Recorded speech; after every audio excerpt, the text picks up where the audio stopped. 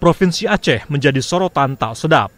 Statistik kriminal tahun 2023 yang dikeluarkan oleh Badan Pusat Statistik BPS menyebutkan terdapat 1.443 kasus pemerkosaan di seluruh Indonesia sepanjang tahun 2022. Dari jumlah tersebut, 135 kasus diantaranya terjadi di Aceh. Angka ini menempati Aceh pada urutan pertama kasus pemerkosaan tertinggi di Indonesia. Kasus pemerkosaan di Aceh juga dicatat oleh Mahkamah Syariah Aceh yang justru memiliki angka kasus yang lebih banyak. Pada tahun 2022, kasus pemerkosaan yang ditangani Mahkamah Syariah mencapai 161 kasus. Di tahun 2023, jumlah tersebut meningkat menjadi 177 kasus. Di tahun 2024 ini, hingga bulan Juni, Mahkamah Syariah sudah menangani 62 kasus pemerkosaan yang terjadi di Bumi Serambi Mekah. Panitera Muda Jinayat Mahkamah Syariah Aceh Muhammad Raihan pada Rabu 10 Juli mengatakan kasus pemerkosaan di Aceh umumnya dilakukan oleh orang terdekat korban seperti keluarga dan tetangga. Sanksi atau hukuman yang diberikan sudah diatur dalam qanun yang berlaku. Di dalam kanun itu kan diatur begitu. Diatur kalau untuk perkosaan, kalau biasa itu kan ada maksimal minimal kan.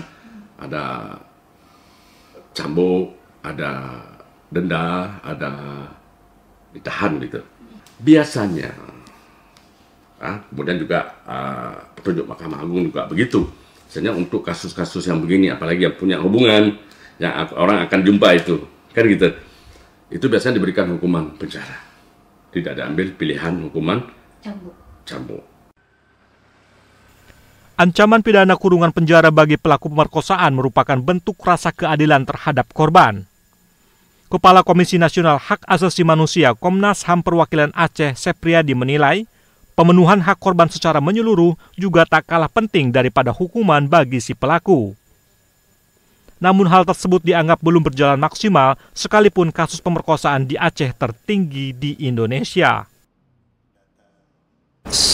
Korban kekerasan seksual berhak mendapatkan layanan psikososial, layanan medis, kemudian juga kompensasi, restitusi. Dan kita di